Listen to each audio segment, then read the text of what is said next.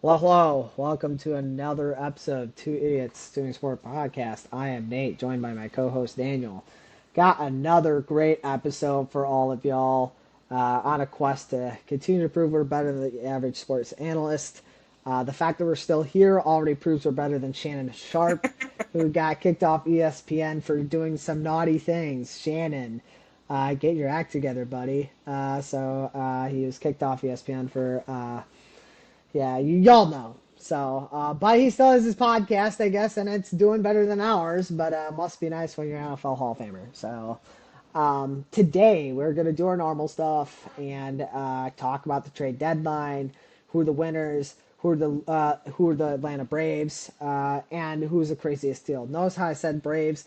I replaced that with losers because yeah, we'll get into it, but yeah, so it should be good. And if we have time, we can talk about a couple other things. ESPN buying out NFL Red Zone, and it had a deal with the NFL that include an NFL Red Zone $1 billion deal.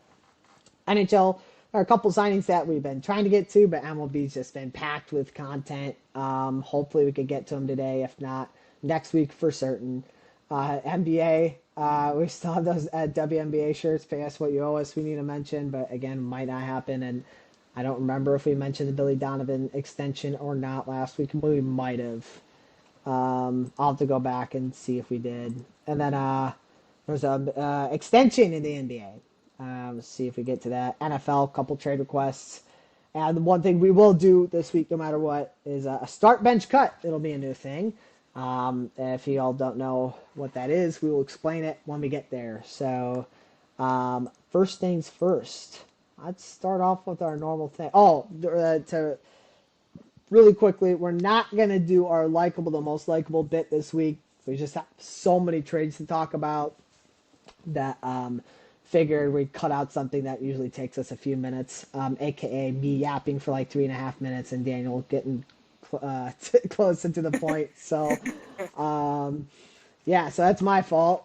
But we're not going to do it this week. And help us a little bit to give us some thought because there are a lot of Mickey Mouse teams that uh, that Yeah, deserve love, yeah. and there's going to be a couple that don't crack top 10. Crazy, but that's the nature of the sport. So now we will get to immaculate grid. I will pick today. Um, let's see. Who do we want to previous grids? Uh, let's join the 700 club, chat. We're going to this. Oh, that was close. That was close. So the rows are the Twins, Giants, and Blue Jays columns, Gold Glove, 2,000 hits, and 100 plus RBI. We won't go like uber crazy on this one since we have time. So if we just know a player, let's just throw it out there. Um, Um, for the Gold Glove, does it have to be with the team? Pretty sure. Yeah. Okay. hmm If it was a non-category, it would not have to be in the same year, but because these are all teams, you Yeah. have to have won it with that team. Did Marcus Simeon do it with Toronto? Don't think so, but I don't know. Yeah, he had a phenomenal year both ways, I thought. When did we get him?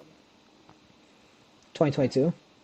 Then I think he did. I think he won one in 21. Let's give it a shot. Yeah. Yes! I was gonna Let's say go. I was pretty sure he won one. I knew Uh, his WAR was pretty high with Toronto. It was his career high. It was like 7.7. I looked it up recently, and I was like, yeah, his offensive numbers were pretty good, but his defensive stats had to have influenced that quite a bit. So, 1%. So we'll take that all day. 2,000 hits in a career and 100 plus RBI season for Toronto. I mean, Jose Bautista, Josh Donaldson, those are like the obvious ones. Um, Marcus Simeon might have done it in his 1 year in Toronto. He might not have though. Yeah, he did. He hit like 40 homers. But we can't use Marcus obviously.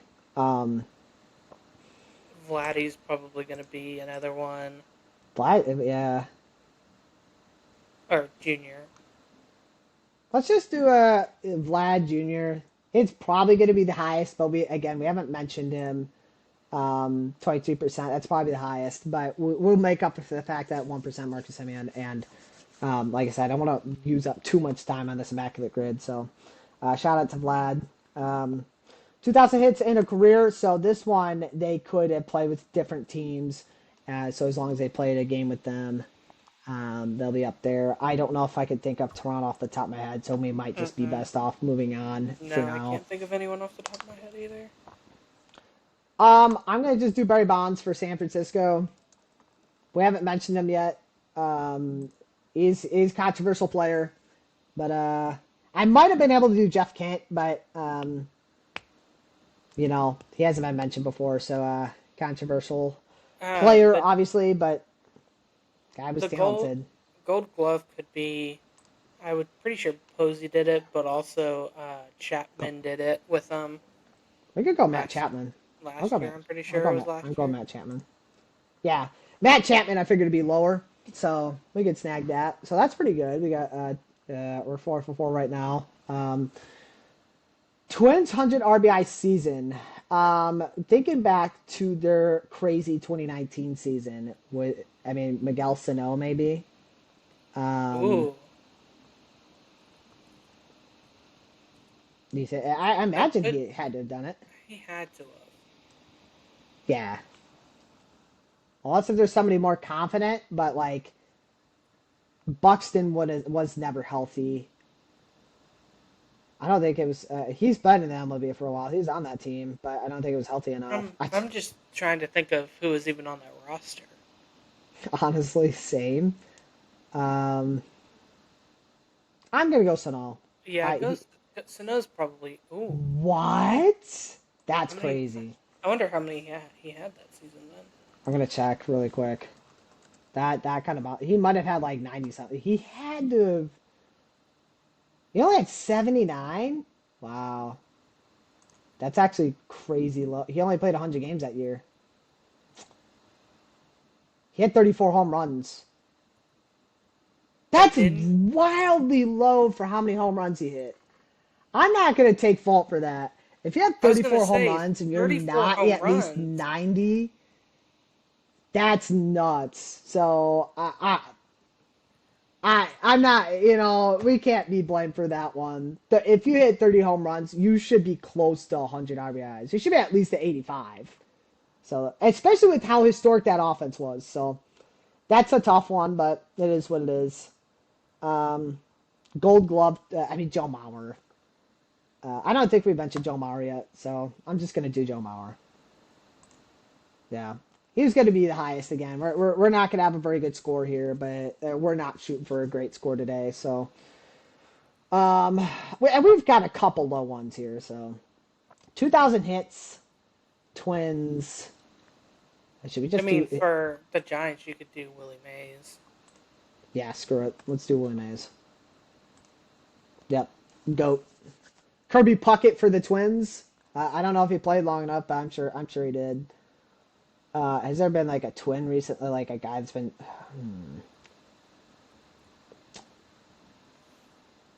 Did Rod Carew? Oh yeah, I Rod know Carew that. for I Rod say he Carew for sure. he was Yeah, solid. yep. We're listing a lot of legends today, asterisk or not, aka all but one. I'm kidding, Giants fans. Um, although no doubt controversial, can't deny that. All right, we got to go Toronto, 2,000 hits career. Did Omar Vizquel play with Toronto? I Because don't know. if he did, I'm pretty sure he hit 2,000. He had to have.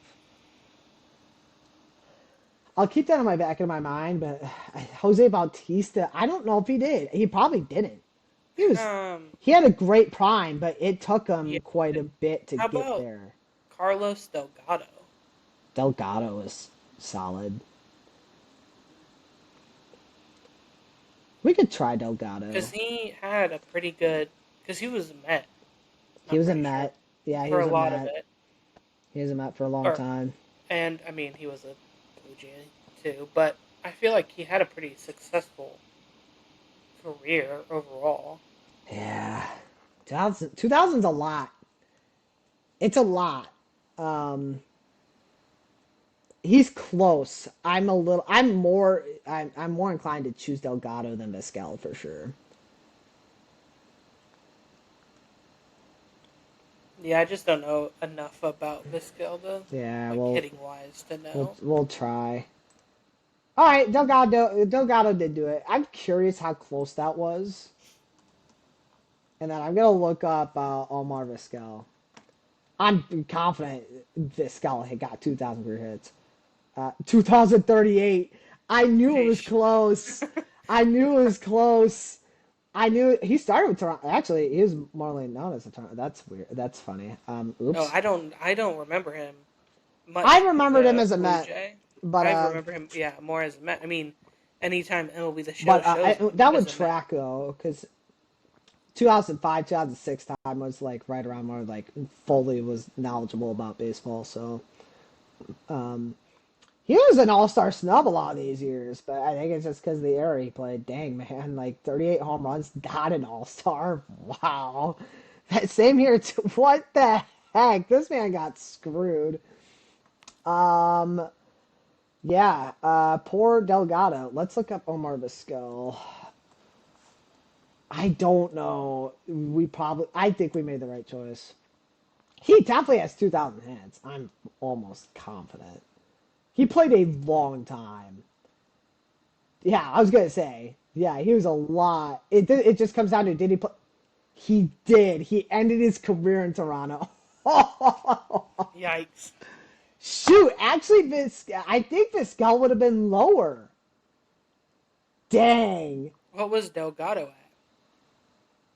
Delgado was 7%, but people probably more know Delgado as a. Yeah, I'm curious. 19. What's the highest? So for each high, we had the highest here, highest here, highest there, highest there. But like I said, we were just kind of going. So Paul, I'm not even gonna bother trying to say that. Uh, okay, I hate when it does this. Yep, yeah, yep. Known Blue Jay Pete Rose.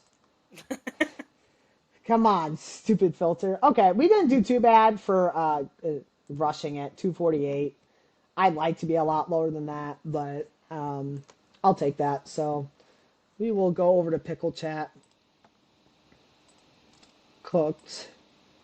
I would love to know. I'm actually gonna check on my other computer in a second, see what that Vizquel score would have been. Let me share. Nope, not better up. Where's Pickle? All right. Well, as you all know, I gotta guess Cal Raleigh. One of these days, it's gonna be my boy. All right. All right, we got age, We got an age, American. and it's definitely NL. Um, it's not NL West, so that's actually kind of pretty valuable. Is it Um, James? I don't think James Wood is 28. How old is Gore? I think he's 26, 27. He's close. Oh, he is close. Ball knower. So, wait, hang on. That's in Slovakia? Holy Sheesh, crap! what a guy. You know what? Screw it. I don't even care, so I gotta do it. All right, well, That what's the actually number? helps! It told us it's NL East. Shout out to my boy Adam Mako out of Slovakia. Let's go. Was it wasteful? Maybe a little bit, but it told us it's not a starting pitcher either. So it at Hmm. least told us that. Um, that's hilarious. Um, I wonder if he's the only Slovakian player in the MLB. I wonder how many have made it. I have How no old idea. is Bohm? I think he's right around that age. There's no way he's older than that. He might be like 27. He is 28. That screw it. That. Oh, he's.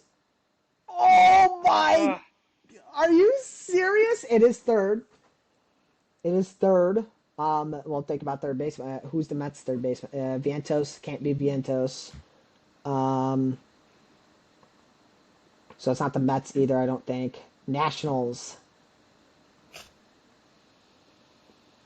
we're Who plays screwed. who plays third base? Um, Marlins. Oh no. I think Marlins is Connor Norby. Okay. I think. Look at you studying the Marlins. I've I could be wrong. He could play first, and he's too young. too young, but he is third. All right, so that leaves us with the Braves. Braves is Oh, Austin Riley. Austin Riley. I think he's Is the he right 28? age. That's It's got got to to be be him. Austin Riley. Yeah.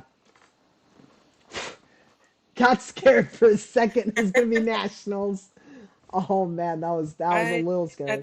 I would have been able to think of the Nationals. It just would have taken me a second. I'm just that's crazy. Oh, did this say? No, it said Adam. Adam Macko. I talked in the wrong name. Okay. Show this tab instead. I don't. It looks like Cody Bellinger. I could be wrong. Ballmar. Ball knower chat. His swing's also very unique. I was about to say his stance and swing are unique. That one's easy to know. Oh, it So, sucks. It sucks that this homer's being hit off Degrom. that crap. That's rude. Is there really quickly? Can we sneak over to wait, jump shot? Holy Jump shot. crap! So we, what? Let's screw around and because that took like 2 seconds. There's no. I'm sorry. I'm not embarrassing myself. We can go with strike zone though. We can do the pitcher one. You think you could do the Oh, pitcher one real quick? hold on. Oh, who That's is a it? unique step Uh, there. I know who it. Okay. Let me rephrase. I've seen this before. It rings a bell. I can't think of who it is. Who have I watched recently?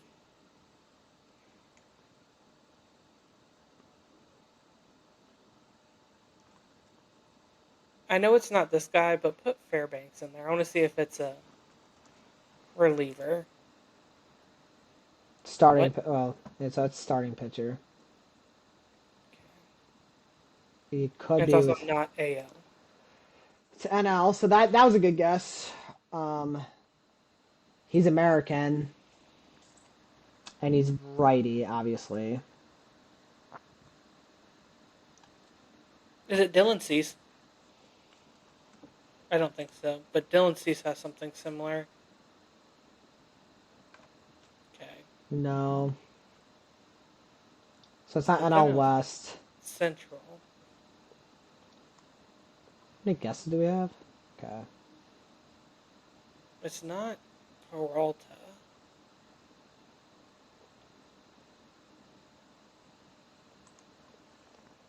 It's not Miz. He doesn't have a windup. Is it? Um, Taliesin? No, no. I'm just gonna guess this guy. I know he doesn't have this, but I just want to see if it's a. All right, no. I wanted to, so that narrows it down to NL Central. Brady Singer? I don't know. Yes, that's who it is.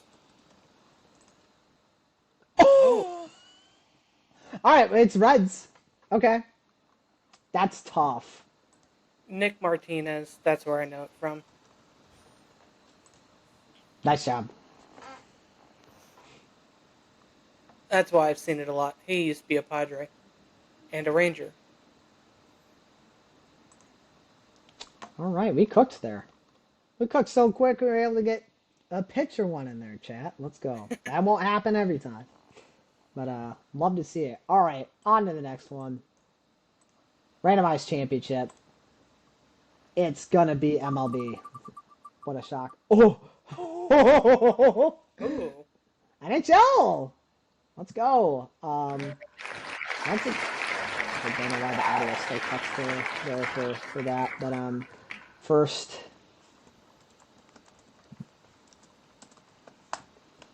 I'm gonna just Google this really quick. So it's saying the first one's 1893, but I want to see like the first official NHL. NHL sole ownership is 1926. I'll say 1926 onward, and we probably won't do the championships before, just because those aren't like uh, uh, affiliated with the NHL. But we'll see, because we're also contemplating if we want to do AFL or stuff like that. Probably not. um,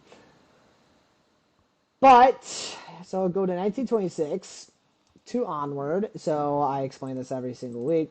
MLB, you don't have to explain it for, but um, if we're doing the year the championship occurred. So, for example, Panthers won the Stanley Cup in 2025. They beat the Oilers.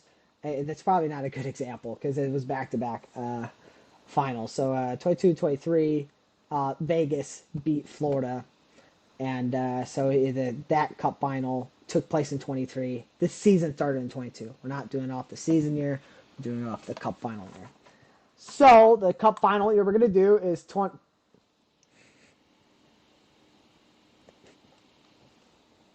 Yikes. All right, we're doing another one.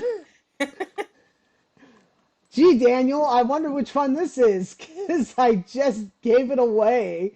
Well, it Um, also happened 2 years in it a just row. This happened and the 2 years in a row, same and it just the happened a same month and team. a half ago.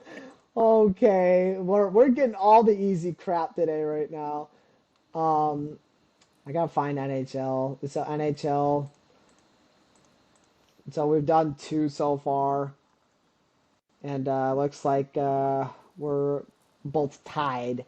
So we are 5 for 6 each.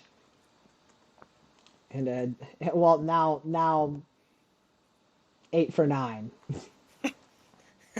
Actually, technically, we haven't done it. Daniel, who won? The San Jose Sharks. Oh, you're cooked.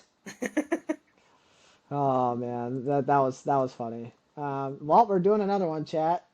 We're gonna respin the sport too. So if we're cooked, we're cooked. This was Uh, all the plan for MLB. yeah, literally. Poor NHL. Look at this. We got 2025 96. We haven't gotten any old ones with NHL, or not like outrageously old. I know we're officially under UNC status, but That is true. according to the youths, but it's not that old, I promise. All right, we're gonna spin it again. Here we go. Come on. I told you. I The told you. script is in chat. It's MLB. Okay, so we're Wild. we're starting on 1904. The first World Series was 1903, but we already listed that one, so we're not gonna take a chance of randomizing that one. And we'll slowly work our way up as we knock off, like if eventually we knock off 1904. But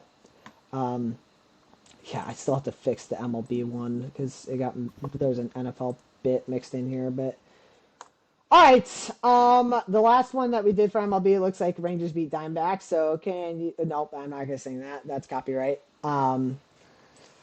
That would be awkward. But here we go, sharing, and we're gonna spin. I swear, 1938. Perfect.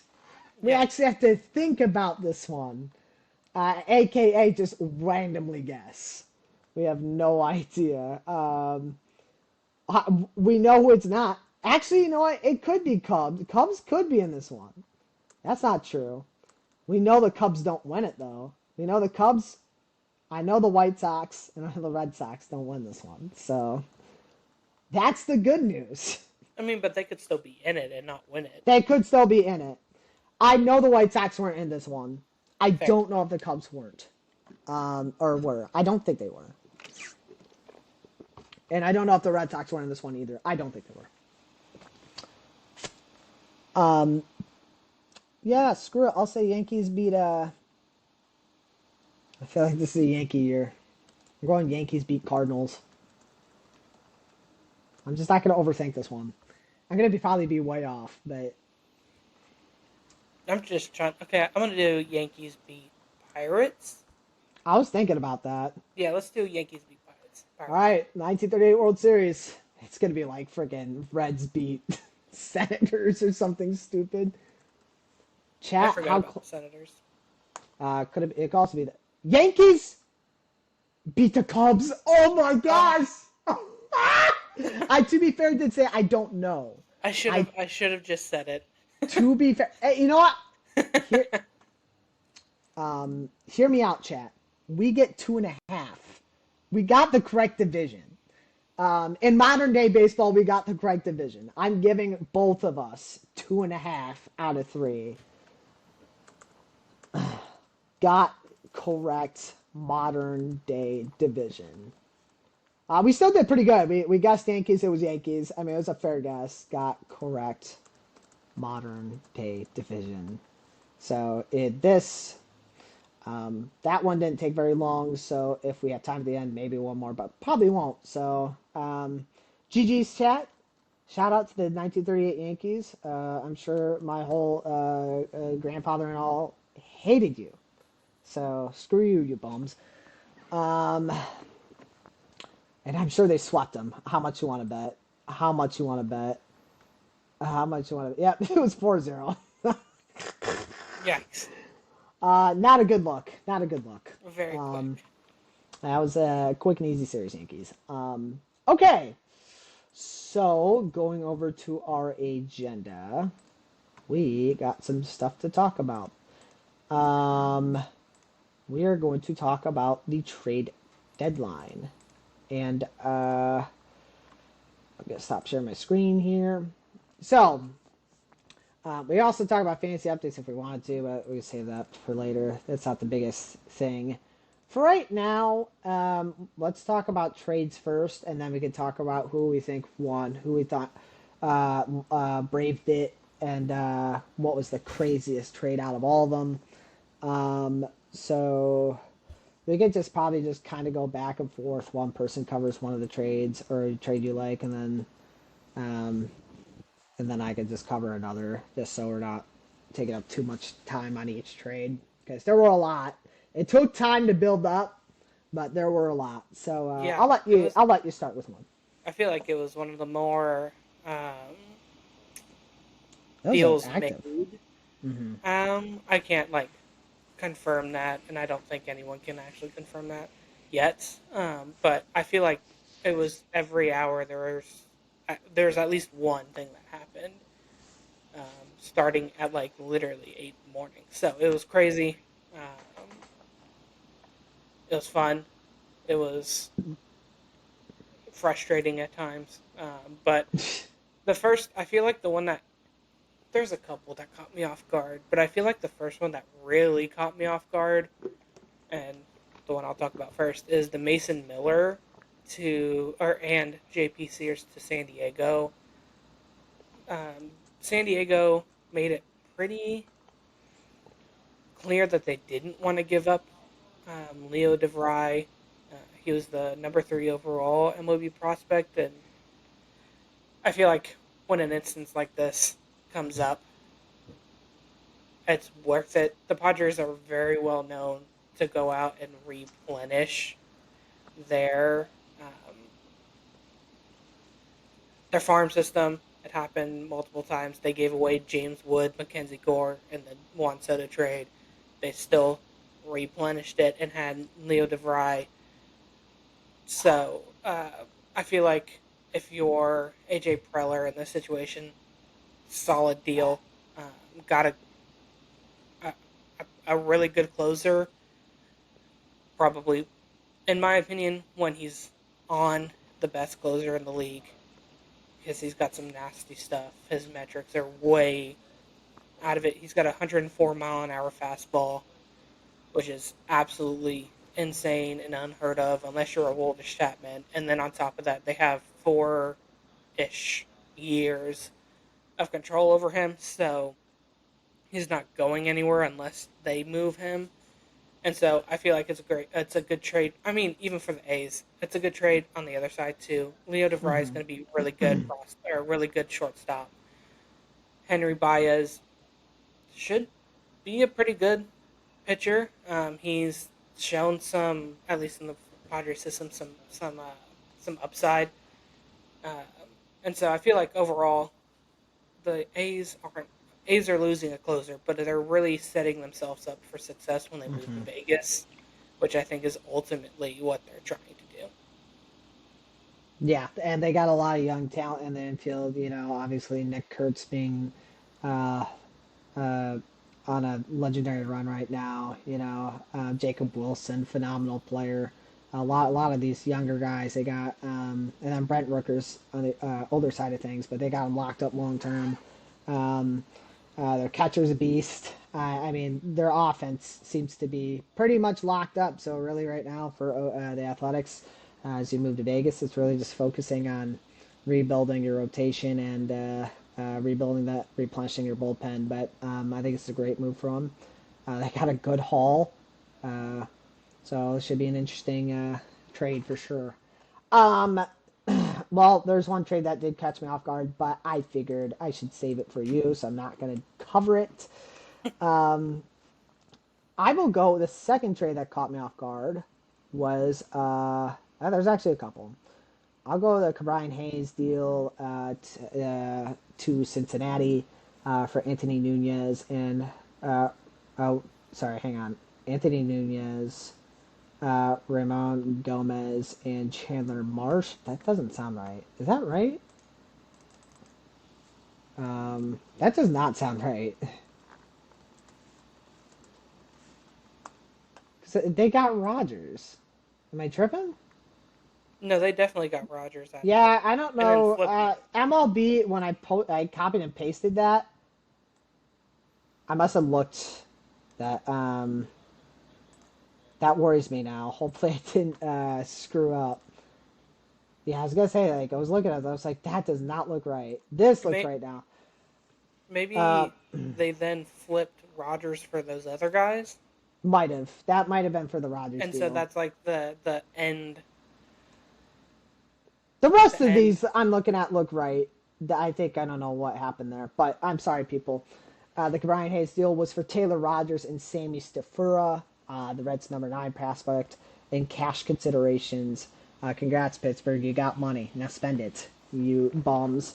But very questionable move for Pittsburgh. I mean, yeah, we all know Hayes has struggled at the plate.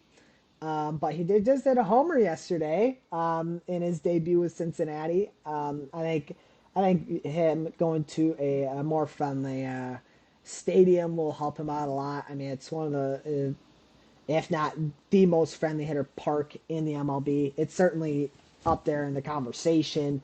But where he played previously did not benefit him in any way, and the pitching staff, or not pitching staff, the coaching staff of Pittsburgh. It's not done a great job at developing. I mean, you even look at O'Neill Cruz as an example. I mean, yeah, he has all this crazy launching and all that, but like, they do, what are they doing to capitalize on that? I mean, I know he's in the home run derby, but he's not looked up to par for the talent he has. So I think Cabrian is going to a better coaching staff. He's their manager's a legend, World Series winner. So I'm sure that'll help him out a lot. But Pittsburgh, this deal is just horrible. I get you wanted to get rid of this bat, and I didn't even think he was on the market to be honest. I thought maybe he'd be coughed up for the right deal, but for this, especially since they later flipped Taylor Rogers, so really you flip Taylor. I don't know what they got out of that. It might have been the guys I just listed. And then you get a shortstop where you're kind of packed in that area. You got 2 or 3 guys ahead of him. And so, unless if you're planning to shift him over to third, maybe I don't know, and I don't know what their system looks like at third right now. But it's not even a top 5 Cincy prospect. I mean, maybe you don't have to give up that much to get Hayes. I don't know, but with how good of a glove he is, I think he warrants a little more than what Pittsburgh returned. I gotta give the Pirates a D on this. I mean, this is just, I, it was out of nowhere to me, and you didn't get a good return. So Cincinnati, I got to give you an A minus. I mean, or an A. I mean, you you got an interdivisional rival, star defensive player, and hopefully you can develop him to a better hitter, or at least a more disciplined guy. One of those ways. So yeah, shocking trade to me. Which trade you going next? Yeah, I feel like with the Hayes trade, they've fixed Ellie De La Cruz's swing, and he's having a career Yeah. year average Mm-hmm. wise, and I feel like that could be something that we see from Hayes. Hayes. Maybe not Yep. this year, but going into Takes next time to year. fix it, and Yeah, most likely in the off season that's an off season thing. But yeah, yeah, for and sure. so maybe it turns out to be even better than anyone thought, just because since he has Terry Francona back with them, and so that could be good for Hayes and just good for them overall. I feel like it addresses a need for them just getting a solid Third defender. baseman. Mm-hmm. Because I was listening yesterday at the game. He has 88 defensive runs saved. I think they said in the last 5 years, That's and the crazy. next closest one is at 65. Who was So 65? Did they list it? I'm just they curious. didn't say who, Oh, that's but they unfortunate. said 65 was the next closest. I was That's like, that's nuts. insane. And so, regardless of how he hits, 88 defensive runs saved is insane and warrants you being worthy of more than what the Pirates got from Pittsburgh him. got. Yeah. Yeah. The next one, I'm gonna stick with the Padres. I feel like this one also caught a couple people off guard with them landing Ramon Laureano and Ryan O'Hearn. They were very adamant about adding a left fielder, and so adding Laureano wasn't a huge surprise, but adding O'Hearn was, I feel like, a even bigger surprise. I'm not sure who these other guys are. They gave up a lot to get them both. They kind of have depleted their system, which made me think they would trade Suarez to help replenish some of that. They didn't end up doing that. They kept Suarez, so they have a pretty stacked back of the bullpen with Adams, Suarez, and Miller. But adding, I think, O'Hearn and Laureano. Laureano's having a breakout year offensively. You can say the same thing about O'Hearn. I think everyone saw O'Hearn's coming just because of the way they changed his swing at the end of last year with the Orioles, and he started to show some pretty good strides at the end of last year and has just carried it over. Laureano, I feel like, is a little bit of a surprise, but you get both a bat and a glove out in left field or wherever you put them. So I feel like that's solid. You add another bat, whether you put O'Hearn at first or you just DH him.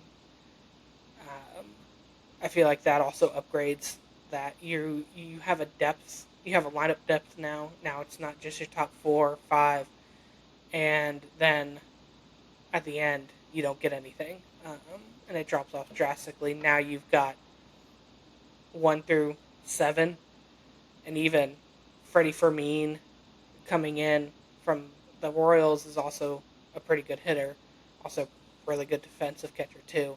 So it just the depth of the Padres have definitely gotten better, and makes them, I wouldn't say a contender, but at least a player in the Mm-hmm. NL, because a lot of NL teams did a lot of things, which we'll cover, and the Padres honestly kind of also added to their team in the places that they needed and weren't hesitant about doing so. Yeah, they took some big swings. That's for Yeah, sure. everyone Um, thought Miller wasn't on the block, but the A's got the right they, deal, and the A's said, "All right, take him."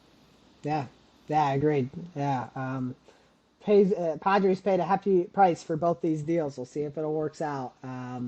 We know they've done that in the past, especially with Soto, and it didn't work out. But they want to get that first World Series title. Sometimes you gotta just shoot for the moon. So another trade that kind of caught me off guard. Quite a few that that are just kind of curveballs. I'm gonna go Astros bringing back Carlos Correa.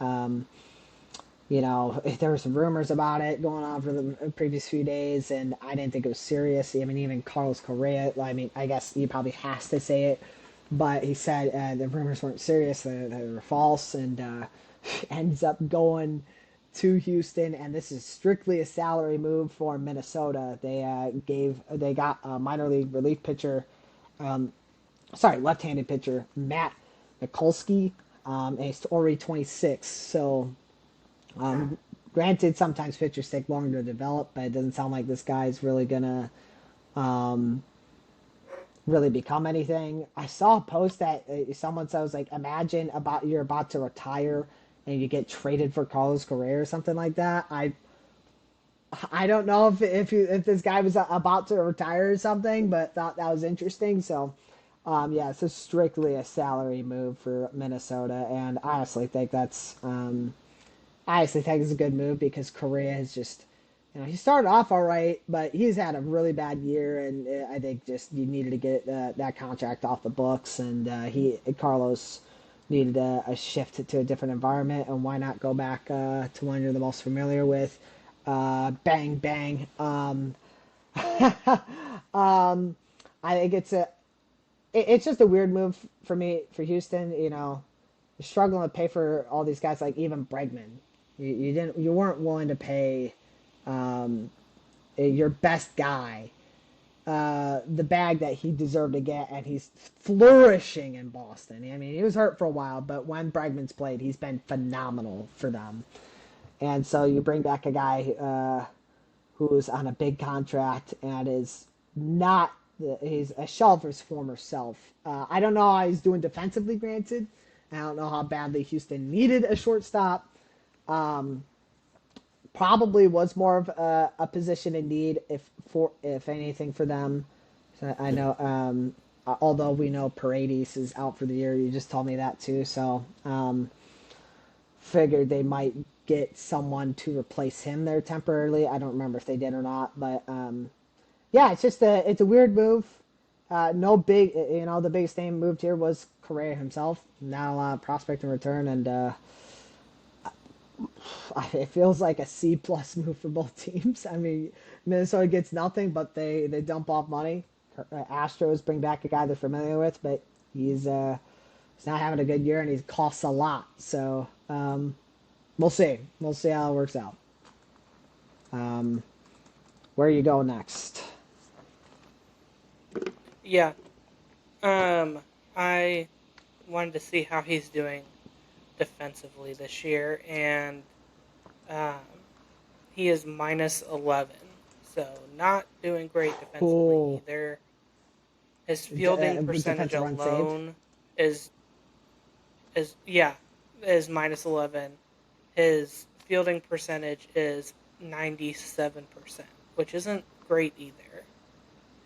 So Minus the, point six defensive WAR. Yeah, he's not had a good year in the infield. yeah, he's gonna be playing third base, which kind of throws Okay.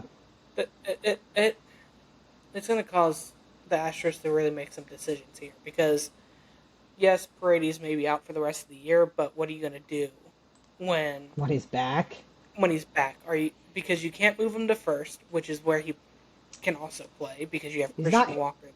it's not hitting well to So go back to DH. Although it could just be a so bad year. I don't well, know. if you're gonna put him at DH, where are you gonna put Jordan? Are you gonna put him back in the outfield? Oh shoot. Yeah. So Yeah, that's true. so This is a really weird move. it just creates a little bit of not it creates a little bit of question of what's going to happen after this year. Yeah, this year it works out, but what are you going to do moving forward? It also didn't make a lot of sense because they went out and got Ramon Urias from Baltimore, and he was going to replace Paredes at third, and has honestly had a pretty good year with the Orioles so far, and has gotten pretty hot lately.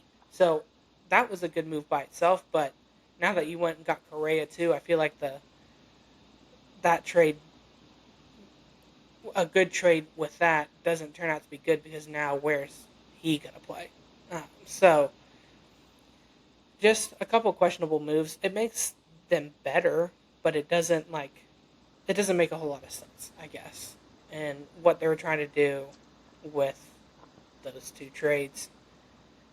The next one I want to cover is the Rangers. The Rangers did a couple things. They got a couple relievers, Danny Coulombe and Phil Maton, but the one that kind of I think shocked a lot of people, and I think he was one of the only starters to go like one only big starter to really go off the block was Merrill Kelly.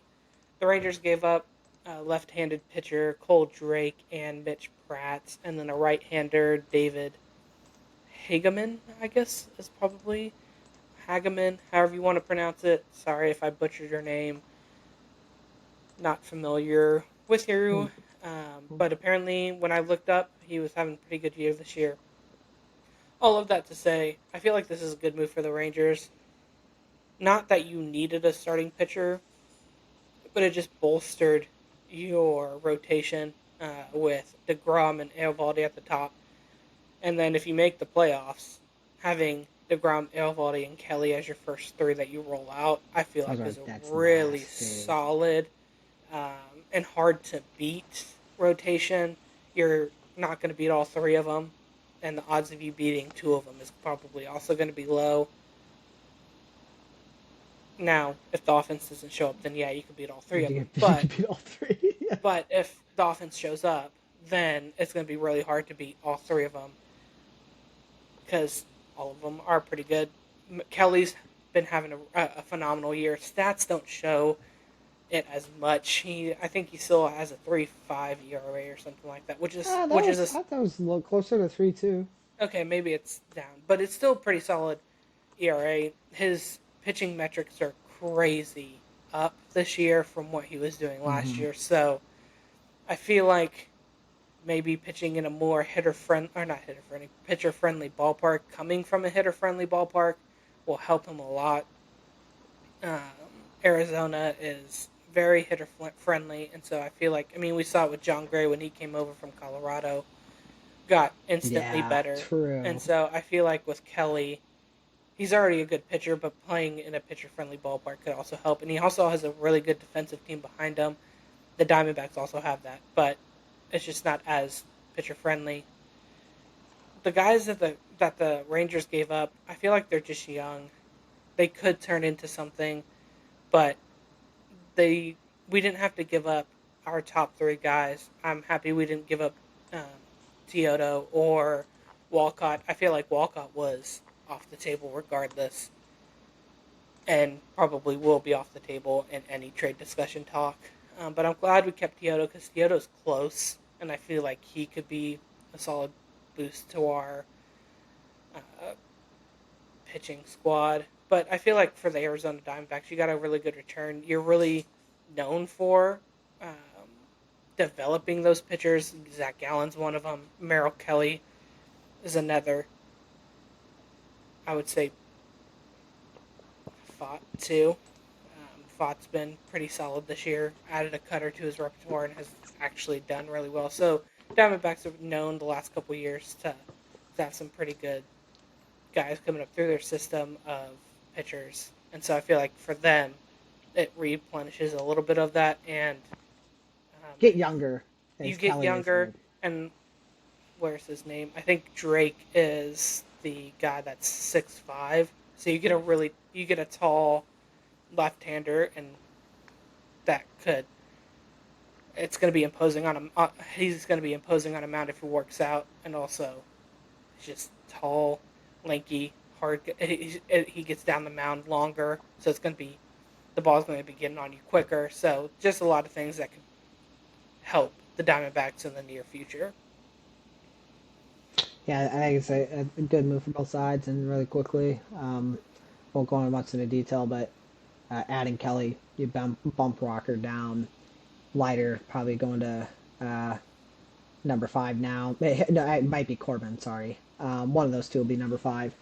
Uh, so yeah, you might not necessarily need him, but you're bolstering depth. So I think that's a big thing. And the guys are older. Your top 3 are older, but I think it just It helps you. You're gonna have to rely on pitching if you want to win the World Series and make the playoffs first. And I Yeah. think it's a good way of doing it. So, um, next trade I'm gonna go into. That's pretty much a one for one here. Shane Bieber going to Toronto. Toronto's pretty quiet for the most part. Gave up Cal Steven, a right-handed pitcher. I don't know much about him. Let me see if he has some stats here. But yeah, this is an interesting snag. There was talks about Bieber going and Stephen Kwan. Stephen Kwan ended up staying, but Shane Bieber did end up getting shipped to Toronto, snagging him, and felt like this was an interesting move. I felt like it was a low risk, high reward kind of move. It seems like Bieber's going to come up here relatively soon. He's gone through um, a couple rehab assignments now, and when he's on top of his game, the dude's a beast, and he's not terribly old, so I feel like this is a good snag for them. And then for the Guardians, um, I think this is an all right move for you.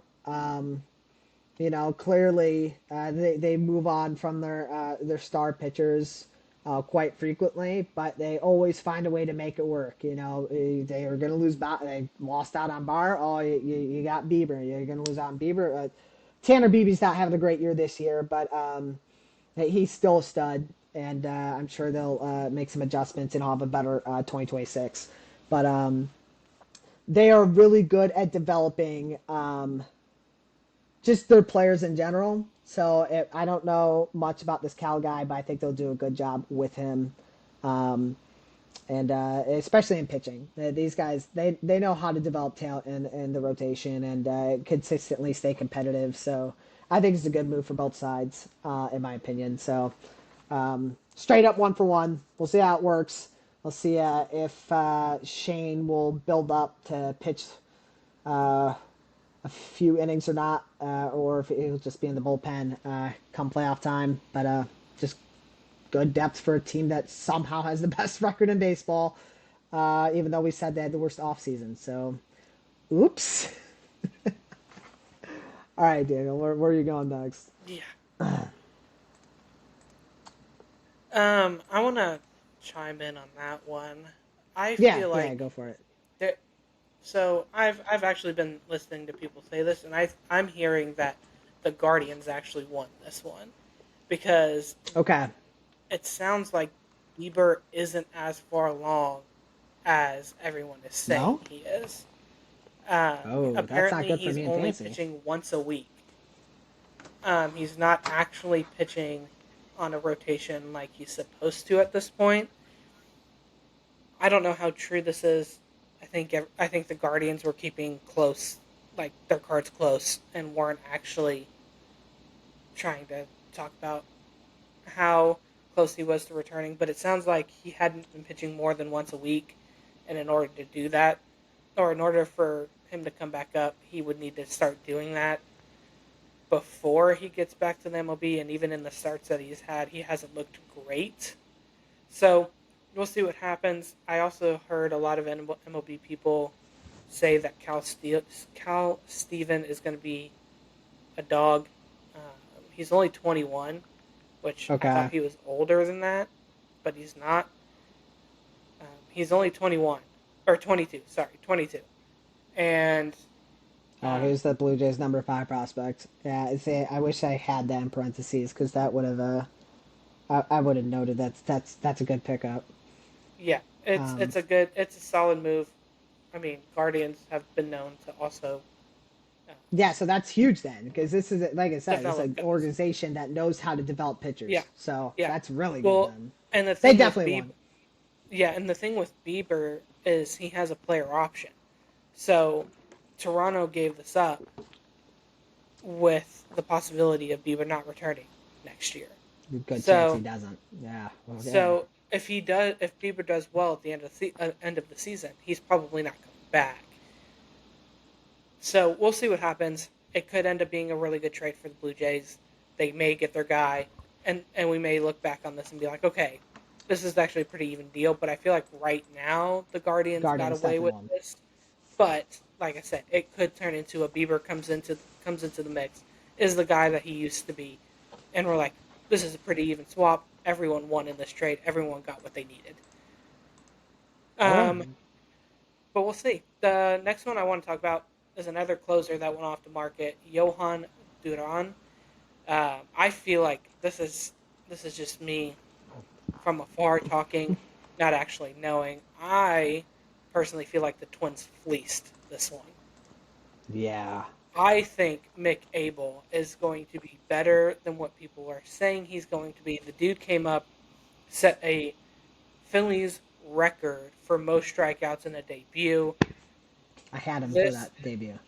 this dude, I feel like this is just a personal opinion, looking from afar, not really knowing him. I feel like this is once again another Twins organization that knows how to develop pitching. We have Joe Ryan that came out of this. We've had, I mean, Duran came out of this. Griffin Jacks is another guy that also got traded this week. Um, so like this is an organization that I feel like also knows Chris Paddock. They kind of reinvented Paddock, and he got traded to the Tigers. So I feel like Pablo Lopez is another one. This is a team that has developed their pitchers very well, and I feel like Mick Abel is almost ready, if not already going to be with the team, to make a difference while also still developing as a guy who's in a really good system that does well with developing their pitchers. For the other guy, I feel like the other guy, I don't know his name. That doesn't mean anything. He's the number 4 prospect for the Phillies. Um, and apparently was ranked 56th overall in the MLB pipeline. So Yeah, I knew he was top another 100, so that's a yeah, big another sign. top 100 guy that I feel like for a Twins team that seems like they're trying to not rebuild but like retool, not to be relevant in the next year, but in the next couple have some guys ready. Also, McGable still has 6 years of control, so that's a lot of time with this guy to once again develop him, make him into a better pitcher than he is. So I feel like the Phillies, I mean, they get Duran for 2 years, or at the end of this year and next year. So I feel like they get a closer, which is what they really, really needed. They needed a back end guy, didn't have one. But I also feel like they may have overpaid a little bit with the 2 guys they gave away. Absolutely. Shout out to my boy Mick Abel. Dude was a stud the couple times I streamed him, so that's gonna be he's gonna be a beast. He was pretty solid in limited action. His last start or two that got him sent down were as good, but you know that's kind of be expected to be a young guy. So to set a record in your first start, pretty sick. So Yeah, yeah, shout out to the Twins. And one of your better trades and your absolute, clearly, totally not tanking fire sale. Holy crap. To say you were busy is underselling it. But um, next deal I'm going to talk about is the Willie Castro trade. Cubs did not get all really anything that they were hoping to get. Obviously, they're hoping to get a guy, a big bat at third. They wanted to get a fifth starter. They sort of did that with Mike Soroka, but it's not, you know, the Cubs with Ben Brown being their number five was a situation that they're hoping to avoid. They were looking to improve, and if Soroka's the best you got, it's not great. But Willie is a reliable player. He's a good utility guy. He can fill in any spot for you. Probably will play more third, I imagine, but we'll see. Um, I guess it just depends on the day. He's a decent hitter. I think he's a decent fielder. I was trying to find his fielding stats, but couldn't pull them up. But I mean, his advanced metrics, hitting wise, I seem to, you know, OPS plus 103. That's pretty solid. His R bat plus is 102. It's relatively decent. So he was having a fine year with Minnesota. I guess his WAR is only 0.4, so maybe his defensive metrics aren't as good. But Cubs didn't give up a whole ton, from my understanding. They gave up a couple right-handed pitchers, Sam Armstrong and Ryan Gallagher. I think Gallagher was a higher prospect than Armstrong. Could be wrong about that, but going to be interesting because the Cubs are looking for the final guy, and so give up a couple pieces that are pitching could come back to hurt him. But obviously Justin Steele will come back, and he'll that'll help fill out that void. They're also missing. So someone's coming back soon. I forgot, Jameson Tyon, I think. So they're missing a couple guys. So that's probably why they weren't like super urgent to get a guy that's going to fill that role. But yeah, I think if you're a Cubs fan, definitely not thrilled about what you did yesterday. You definitely could have done a lot better. Obviously, Suarez would have been the dream for them, but we'll see. Matt Shaw has turned it on recently, so maybe that's another reason why they didn't feel like they needed to go to the ends of the earth of getting the biggest names available on the market. Could also just be this organization, I know it too well, dirt cheap for being the third biggest city in America. You have 3 World Series titles to show for it, you bums. So I'm going to give this deal a B minus. Pretty in line with the article I found on MLB.com. So got a solid player, but like it gave up an okay amount, but I don't think it's going to hurt you long term. But it's not the big impact that the Cubs were looking for. So we'll see how it works out. Yeah. I think I'm gonna go for the Mariners getting Eugenio Suarez for Tyler Locklear, the Mariners' first baseman prospect, right-handed pitcher Hunter Cranton, and Juan Burgos. Last 2 guys don't really uh, ring a bell for me, but they're also a little farther down in the Mariners system.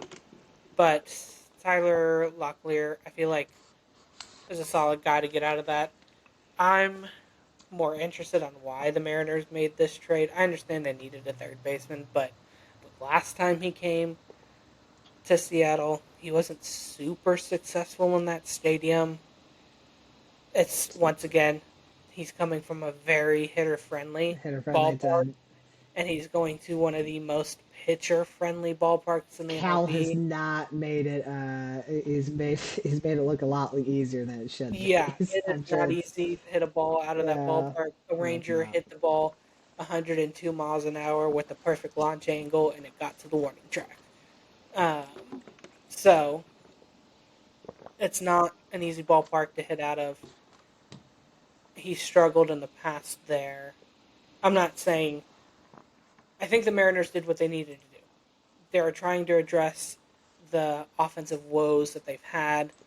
That their lineup isn't as deep. You get past the 4 or 5 hole in their lineup, and then you have a pretty easy back end of that lineup. So the Mariners did what they needed to do to shore up some of that.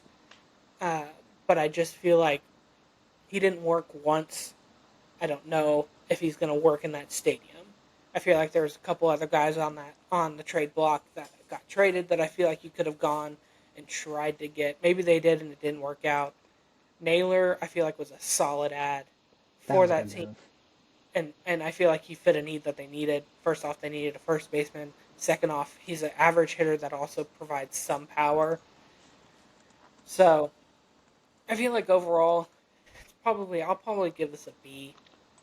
The Mariners addressed the need. We'll see how the rest of the season goes for Suarez. I hope the best for him. I never wish the worst on a player, but I just don't know how he does back in Seattle with just a very pitcher friendly ballpark again.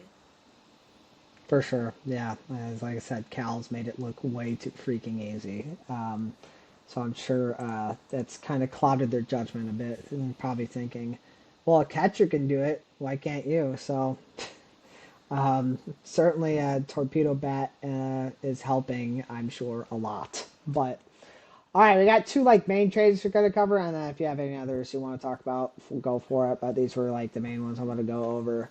Next one, and well, I guess you had the Yankees releasing somebody too, but um, I will go with the Mets one. They snagged a couple relief pitchers at the deadline, but the big one was about getting Ryan Helsley from the St. Louis for infield. They gave up. They traded for a Baez earlier to get Pete Crow and gave up Pete Crow Armstrong, and now they're trying to reverse that trade that aged horribly for them by giving up a Baez. Jesus Baez, their number 8 prospect, feels pretty costly. And Nate Dom, I think it's a terrible move because he gave up a Nate. So screw you, Mets. How dare you? He's their 14th prospect. And they gave up another guy, Frank Alisalt. I'm not familiar with him at all. I'm guessing he's probably in the majors if he's not even ranked, but he might be a prospect. I don't know. Yeah, I mean, it's just kind of weird. I don't know how. I mean, let me see how Edwin Diaz has done this year. It seems like he's probably taken a step back if they're really bringing in a closer. At one point, nope. Edwin Diaz is having a fine year. This move perplexes me. Then that role is covered. Maybe he's going to be the setup guy. That would be my best guess. And not, it couldn't hurt to have two elite arms back to back like that. But I mean, I feel like at the end of the day, there were plenty of other options that you could have given up a lot less for to cover that role. And I feel like this might have been an overreaction to what Philadelphia had just done, and they gave up quite a bit just to bring in Duran. So I don't know. I mean, in my opinion, this is probably a C plus move. It doesn't make a lot of sense to me. Helsley's at not as good of a year last year than this year, but he is a solid pitcher by for sure. I just I don't know. This move doesn't really make sense to me. Overall, I'm curious what MLB has to say because maybe I guess people are saying there's mixed reviews on this. So maybe the Mets didn't give up as much as they thought, but yeah, I don't know. I think overall it's still, to me, at least from my perspective, you have the closer role closed. There were other options. There was another guy that St. Louis had available that I think you could have gotten for less. So that's just my 2 cents on that trade. So who knows? Maybe you think differently. But yeah. So you can either provide your thoughts or just cover the last trade we have here listed. Yeah, I feel like there's two ways I feel about this. I feel like their bullpen has been abysmal this year, so I Okay, understand that's fair. the move to go get a guy that has been Reliable. this year struggled a little bit more than he has in the past, but career wise has been a very successful closer. A beast. Yeah. Um, so I understand that to shore up your bullpen. They also have a couple guys coming back. Stanek, I don't know if he's back yet, and Brooks Raley are coming back, if not already back by the time this comes out. So that helps that side of the bullpen. I think I think we've seen in the postseason that you need a really solid bullpen now to Yeah. start Fair winning enough. the World Series, and so I think this just shores up any thought that they don't have that. Whether that's the case or not, we'll see down the road. Also, it gives you two elite arms in that bullpen. At To 8 and 9. if Yeah. if Diaz is struggling, you put him in the eighth inning. Let Helsley go You finish can it rotate off them. for you. Okay. I mean that's fair. So there's a little bit of that, but also once again, I do feel like they paid a little much for it. I just think relievers have become expensive. Probably is the best word for it Yesterday here. did prove that. hmm Starters used to be expensive, and I don't think they're as expensive anymore. I think relievers are starting to become the new way how you win a World Series. And I think yesterday showed that a lot. I mean, the Yankees is our last one with David Bednar, and also they got Doval. They also added. There was one more that they added that I can't think of off the top of my head. Yeah, I can't either. But they added three But arms. they Yeah, added three arms to just their bullpen because they also once again have a very wishy-washy bullpen right now, and their bullpen, along with their defense, has lost them a lot of games the past, I would say, probably month. So they didn't. I feel like they got away with it a little bit. Bednar, uh, they gave up Rafael Flores and Edglin Perez. Perez doesn't ring a bell. Uh, Flores, I feel like once again, it perplexes me as a Pittsburgh. It would perplex me as a Pittsburgh Pirates fan. Try and sing that 5 times fast. That you gave up a guy that also has another year of control for virtually not one of the big prospects that the Yankees got. Um, the Giants got back more for Duvall. I can't recall exactly who, but I know that the Giants got more back. And I think, in my opinion, Bednar has been better this season than Duvall has. Regardless, it's a good move for the Yankees. Yankees hmm shore up that back in the bullpen. Closing games has been really sketchy for them.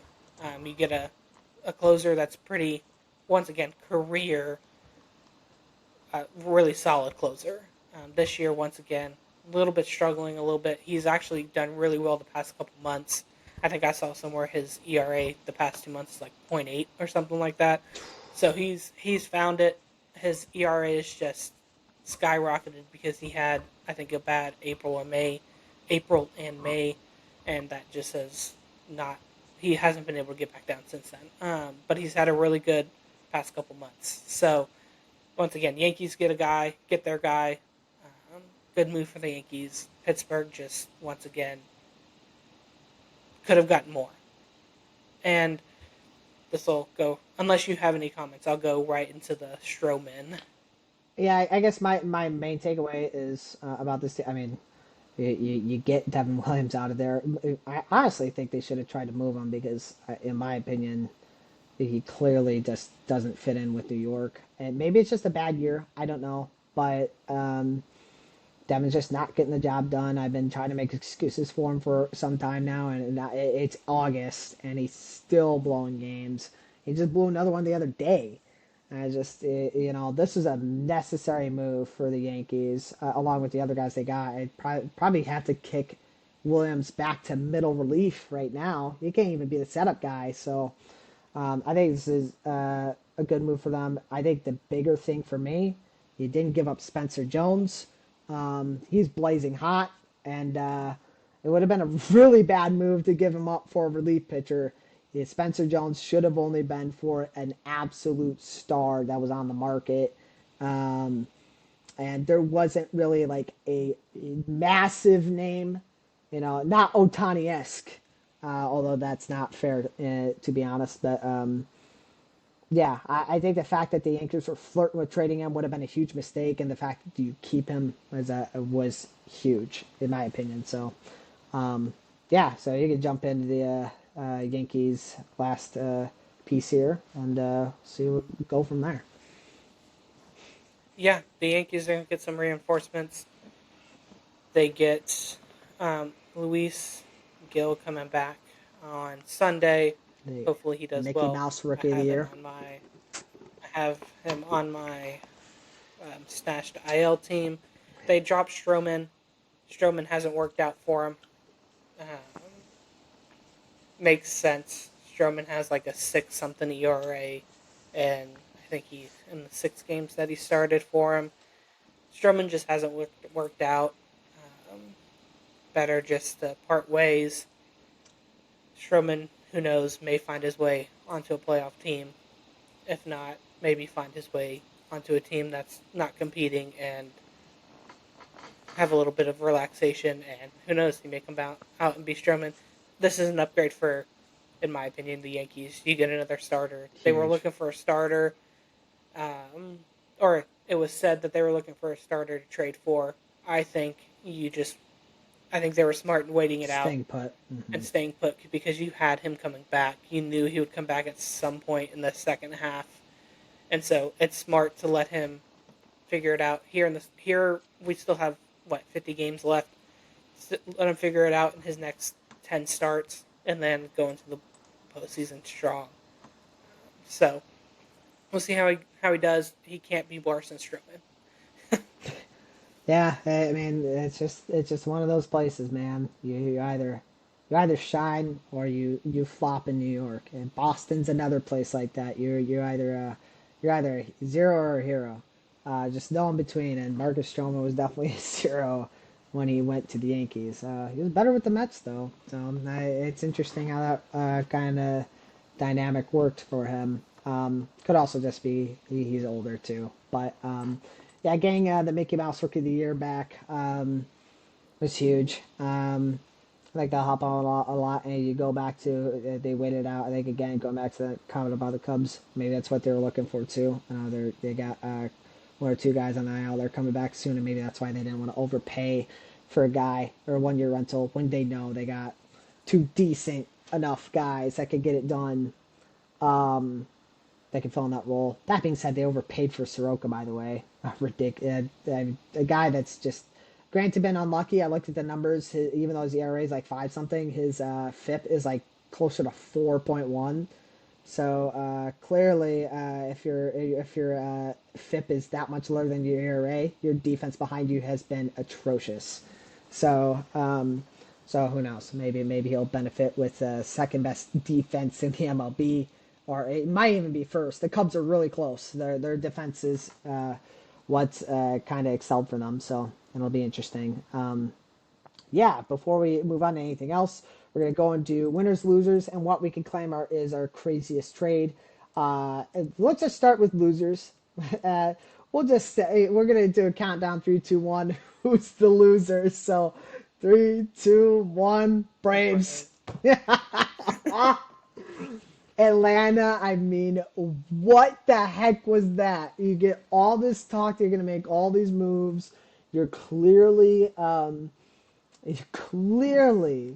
just having a disastrous year. You know, you got Acuna back, although I think I saw he's on the IL again, which is just Achilles. The dude can't catch a freaking break. Um, Maybe that 8 year, $108 million contract wasn't as good as we thought. I mean, good thing Atlanta didn't spend more, but he has been hurt half the time. Other half though, he's winning MVP, so who knows? But yeah, I mean, you don't even move Ozuna. I mean, that was like the thing. Like a lot of teams were interested in Ozuna. And granted, it's not his best year, but you didn't even unload off of him and try to take advantage of the market. You have the Twins that just sold their entire roster. You should have been doing that, and you did nothing. And maybe they just clearly believe this is just an outlier year, and they'll be back next year, maybe. But I've seen this with the Blackhawks before, where they had a really bad year and they just wanted to hang on. And I thought to myself, I was like, I don't know. If you go from winning that much and then in the span of the year, the wheels fall off, I think that's telling that you should probably move on and sell and just give up on winning. And the Hawks waited too long. You know, they finally started tanking in 2021 when they started losing in 2017-18. So, yeah, I don't know. I'm starting to think that's what's happening with Atlanta, and they're playing a dangerous game for sure. But we'll see.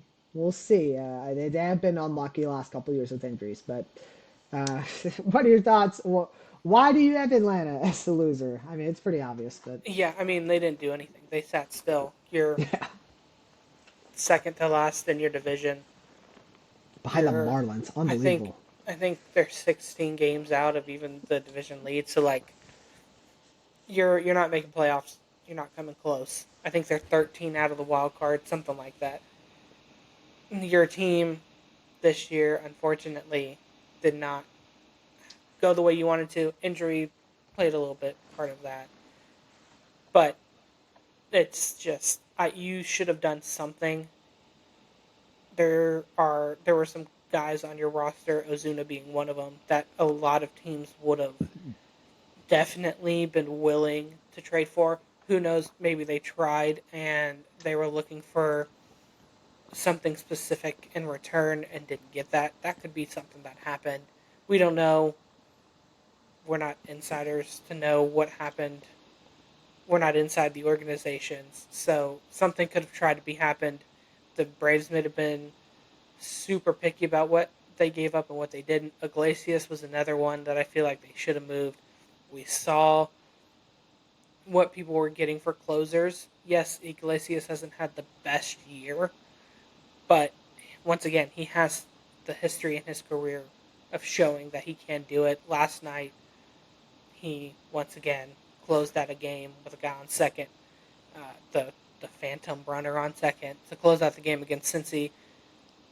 So there, you could have gotten some good return in prospects, some young guys, or maybe even some guys that are ready and just don't have a spot to play on a playoff contending team. I don't know. I just feel like you stood still, didn't do anything when you definitely, easily could have bettered your team for next year and maybe retooled to maybe push for a wild card because that division is probably out of reach at this point.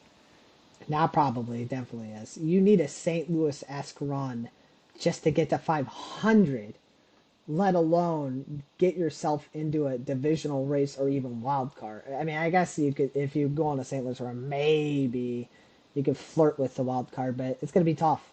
And it's even tougher when you lose to Pittsburgh. So Pittsburgh had a bad day and somehow did better than you. So at least in our opinion, let us know if you think Pittsburgh did worse than Atlanta.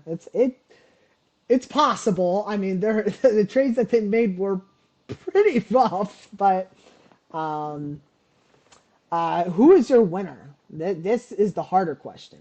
Who do you have as a winner?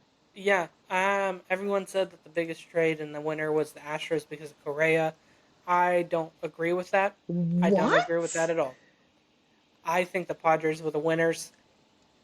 Padres got Miller. They got a closer back in the bullpen guy that they really didn't need, but said, hey, I'm going to flex this. We're going to have the best bullpen. AJ Mm-hmm. Preller has done that 2 years in a row now. Last year, went out and got Adam from Tampa, and that back in the bullpen was dominant. They were the only team that had a chance to beat the Dodgers. They retooled that bullpen and, in my opinion, made it better. They go out and add Loriano and O'Hearn. I understand that they traded a bunch of prospects in all of this. We also know that San Diego is really good at retooling their prospect pool. Leo 100%. DeVry was on zero people's radar, and AJ Preller and his scout went out and watched him in the Dominican Republic and signed him, and people thought he was dumb for doing that. And he became the number 3 MLB prospect. So AJ Preller has this magical gift to go find people with his scout team, and they will retool that. But they're pushing for their first World Series ever, and Preller is trying to set them up in the best situation possible. You get deeper as a lineup, as a team. You have a back end of the bullpen. Cease was on the trading block and being talked about being traded. They keep him, so you kept another really good pitcher. You're going to have Michael King coming off the IL here soon, so you have reinforcements coming. So I feel like the Padres are in a really good spot. Whether they take over the NL West, or they beat the Dodgers, or they take the NLCS and win the World Series, I don't know if that happens, but they are setting themselves up for a really good run. Yeah, it's going to be interesting for me. A couple teams I'm debating here. I'm gonna go Yankees. My thing with the pod, I would pick the Padres, but they just gave up so much, and we've seen this before with them giving up Soto. Had a decent run with Soto, but didn't end up winning it, and it cost them an arm and a leg. Mackenzie Gore and James Wood had looked phenomenal for the Nationals. So the other team was debating was the Athletics, but that was the main move they did. But they got a bag. So nice job, the Athletics. I think this is just it was a trade you didn't have to do, but when someone comes calling, it's like, hey, we're really interested. You say nah, and then they're like, oh, we'll give you this guy, and this guy. And you're like, never mind, we'll do that. That's some good GMing. So they're really turning around, and be excited to see athletics baseball be good again. I think they're MLB's. It's fun watching them win, in part because of Moneyball, but and I don't know. They've always found ways to make things exciting for me to watch. The way they develop and the way they just find a way to swindle talent when nobody else wants it. So, but back to my point. I mean, the Yankees did a really good job. They got a guy they needed so bad in McMahon. His bat hasn't been fantastic, especially when he plays in Colorado, but guys surrounding him weren't helping him. They needed a glove in the worst way possible. I mean, we've been clowning on these guys for weeks now. I mean, it's baffling how bad they have been defensively. And now base running, Mr. Austin Wells over here. Yeah, let's bunt on 2 outs. What are you? It was 1 out, moron. Oh my gosh, absolutely wild. But you needed that in the worst way. And I know we talked about Austin Slater. He's not. Oh no, I'm sorry. We talked about Ahmad Rosario. I don't remember if Austin Slater's an okay defensive player or not, but it's really about building up that bullpen. They needed to do that, and they got multiple guys. And the fact of the matter is, you did not get rid of your biggest prospect. To me, alone makes you a winner, because a lot of teams could have just been talking to the Yankees and said, sorry, we're not going to do a deal with you unless you give him to us. And so the fact the way you found a way around that, to me, was impressive. So it's not easy me saying the Yankees were winners. Believe me, chat, but I have to be as objective as possible. They did a really good job. But Padres did great too. I'm just more nervous about, they got better players. I think they improved more, and they improved their chances of winning the World Series more than the Yankees did. But long term, how much is this going to hurt them? I don't know. So that scares me a bit. But Padres still, they still did a good job. Those were good players they got in return, no doubt. And with Mason Miller, you have 4 years. That's control. true. That is true. I forgot about the control with Miller. So that's why I feel like yeah, that trade doesn't take on as much, is because added to a bullpen that's already disgusting. Yeah. Because now you have him, Suarez. Albeit, I think you should have gotten rid of Suarez. Yeah, you could have gotten a return on him. If you're bringing in Miller, you should have gotten rid of Suarez. But him, Jason Adams, been phenomenal, and the guy behind him has been great too. Has also been great. Multiple All-Stars in the bullpen, so they did a great job. So, so those are winners and losers. Really quickly, we have what do you think is the craziest deal? Like, what was the one that really threw you off? For me, it was Correa. I mean, that just like, I can't believe people think they won because of that. And maybe it's because of what they gave up. That would be my best guess. And it sounds like, they sort of needed a guy to slot in where he's slotting in, I guess. But I think long term it doesn't make sense, and it's a lot of freaking money. But that one, it was a curveball to me. But what was the biggest one for you? Yeah, I think it's gonna go back to Padres one. Correa was crazy, but I'd been hearing he was gonna get traded, and that he was on board, even with him denying the rumors. He's not a good liar. Mason Miller, I feel like, for both sides, Mason Miller was not on the market. The A's came out and said he is not available. That's fair. To start the deadline, and the Padres also said DeVry is not available. And the fact that both of them ended up getting moved in the same deal, I feel like that's wild. That was a little crazy for me. Once again, I think it's crazy in a good way. Both sides get really good return in both of them. 4 years of control with Miller, DeVry, and a couple other prospects with going to the Athletics. So both of them win this trade. In my opinion, both get solid grades. I just feel like that was the craziest because both teams said these guys are Not not available going and to ended be up a being part of any available. deal. Maybe Michael Scott took him to an Applebee's. I don't know. Crazy things go down at Applebee's. We know Yeah. that, chat. So, yeah, some wild trades. Yeah, I would love to go on a couple other smaller ones, but we probably got about 5 minutes. There have been a couple signings that have been waiting for weeks in NHL that I wanted to talk about very briefly, so we'll just jump over there. Let us know what you guys think about winners, losers, and what the trade threw you off. And you can clown on me if you think I don't know all about the Helsley trade, because it clearly sounds like people like that better than I thought. But yeah, whatever. I'll probably get memed on, but that's okay. So yeah, okay. So really quickly, I'll just go into the Hawks one. I'll talk more about that one, and then the other two, I'll let you chime in. But this one, it's gonna be short and sweet. So Blackhawks re-sign Arvid Soderblom, 2-year deal, with to avoid arbitration. All these are going to be avoiding arbitration because we're in the arbitration phase. We're getting to the arbitration phase, I think. I think this is an interesting move. It's hard for me to say if this guy's the worst goaltender on the planet Earth or he's a godsend from heavens above. Year one, when he was called up, I hated this man with every bone in my being. I dreaded watching this dude play, and that says a lot because Blackhawks hockey has been a disaster for the last few years. But this man was on another level of bad. I mean, I'm pretty sure like his X goals against whatever is like -7 or 8, and that is really bad.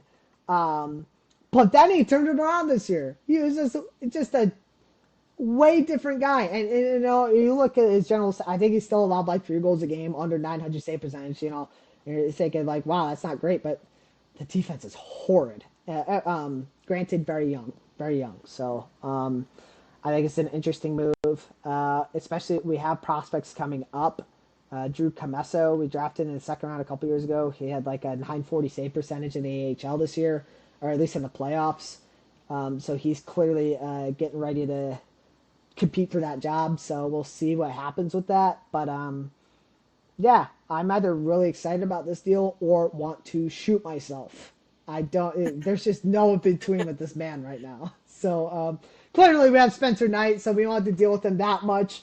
But I'm nervous. I am nervous. But these other two, I don't even know if you're going to be familiar with these names. You might. I'll start with the Jets one. You might have at least seen him watching against the playoffs this year.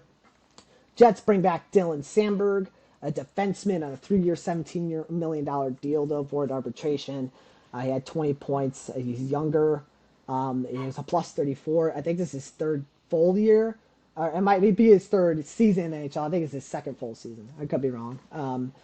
But it seems like, you know, overall, this guy is a pretty key contributor to the President's Trophy just based off of basic statistics. Younger guy. Seems like a pretty solid deal, you know. About, you know, that's about like, what, that's close to 6 mil. But for how young he is and his impact defensively, I think this is a pretty decent deal. I'd give it a solid B plus. I think it's a good. The only concern would be it's a shorter term deal. You would love to sign him longer term, but that just sometimes what happens with these contracts. But I don't know if you I don't know if you watched him a lot while watching in the second round. Do you think this is a good move for Winnipeg, or do you have any idea who this guy Yeah, is? I don't know much about him, but from what I'm seeing, I mean, he only had 20 points all year, but also still produced at plus 34. I feel like regardless of the points, plus 34 is really good. Yeah, the points is And just probably means he's a defensive defenseman. yeah, He's not gonna score a lot for you. so overall, I feel like this is probably a solid deal for the Jets getting a guy that's been a solid contributor. Because even I think the year before he had like a plus 17. What I saw, I can't remember. But yeah, no, I feel like pretty solid deal for the Jets bringing him back, or not bringing him back, avoiding arbitration, and he got a good deal. Jets got a good deal. I feel like overall, both sides got Yeah, so this year, just as a note, his goals above expected was 2.8. It was negative in 23, but this year he's a lot better. Um, some of these other advanced stats, these are a lot of crazy ones, but I know that's a key stat to look at. And so and there's some Corsi stats. He looks to be a yeah. I'll get into that later. But Flurry adjusted X goals is at 3.1. I think that's pretty decent. So he's a pretty respectable defenseman, and he's a guy I'd probably want on my team. So and the last deal before we head out, Winnipeg. I wasn't familiar with this guy. Jackson Blake signs an 8-year, $45 million extension, 34 points. Here's the caveat with this, or here's, that's not the right word. Here's the twist with this. He was a rookie. Carolina has a lot of faith in a guy that just came up, but he clearly made a pretty good impact if they're willing to extend him like this, especially considering this is a team that has had commitment issues, to say the least. They're not usually thrown out the bag for certain guys, but this they feel pretty confident that they're willing to bring him back. Yeah, he's a +10 on the ice, and I think understanding he had a decent playoff run too. Trying to pull up some of his advanced stats, but yeah, it seemed like it was clearly a good enough rookie year. If you're gonna get that kind of a bag. What do you have any thoughts on this? I think this is really the only other move here. The Reddit is that I'm interested to see here. So, all right. So here's a stat. Sorry, I know I said why you think about this, but I just found one really quick. His X goals, XGF percent is third in the NHL. Wow, He's behind Connor McDavid. crazy. So he's entered the conversation with Connor McDavid, and he's ahead of his teammate, Seth Jarvis. He's ahead of Leon Draisaitl. So that's a pretty friggin' impressive stat. So, what are your thoughts? Sorry. Yeah, I also don't know a whole lot about him, but it seems like uh, the Hurricanes are trying to build from their young core. I mean, they just pretty much did a similar deal for Stankoven too, so I feel like this guy must fit the system that that they run down there in Carolina. So I feel like, I mean, Carolina usually doesn't overspend on their guys. No, they don't. So if they're handing out 80 million to Stankoven and Blake, I feel like these guys fit their system and are what they want to do in the future. Yeah, and he's a son of a former NHLer, Jason Blake. So maybe that played a part in that. Feel confident that his dad was a pretty decent player, so he might be a decent player as well. One other thing to note: this kid is a fourth-round pick. So fourth-round pick to Wow. make this impact year one. They were pretty excited about him. So sometimes making a bag like this early on a kid can backfire, but if he continues to develop, this is going to be a really good contract. So, but yeah, I think this is a good wrapping point, stopping point. Unless if you have anything else to bring up. Um, do you have Yeah. anything else? No, No? it's just a crazy deadline for It was a MLB. busy deadline. Yep. Except for the Braves. It was fun. It was fun. Brutal. It was a fun one. Except desperation. Stressful for Rangers fans for a Yeah. moment. Didn't get a bat they needed, but it was a good one overall. So, and Rip Red Sox, by the way, I actually should have mentioned this really quick. Shout out to the guy that tweeted Joe Ryan was going to Boston for 2 minutes. Nice Oof. job, more Yeah. idiots. Yeah. You have made a lot of enemies. They won't uh, forget. Getting hacked. He's claimed he got hacked. I don't know. I think he just reported some Mm, nonsense for clout. the I don't know. He could have been hacked. It is an era where it's easier to hack well, people. I don't know, Fox but Sports also posted it, and they had a graphic. okay, maybe. Well, but So, they were Fox Sports tweeted it because some other guy tweeted it though. gotcha. Because that guy tweeted it, and then Fox Sports is like, "Oh, boom!" So, We also don't I, trust I, Fox. I guess if a source that's close enough to Fox tweeted it. Maybe he did get hacked. I don't know. But there are these lines that are pushed by these reporters too. So we know some of these guys have done some fishy stuff in the past. So, but anyways, let us know what you think about the trade deadline. Who are your winners? Who are your non losers other than the Braves and Pirates? Really nobody. Those are the big losers. Otherwise, y'all have a good week, and we'll see you all next episode.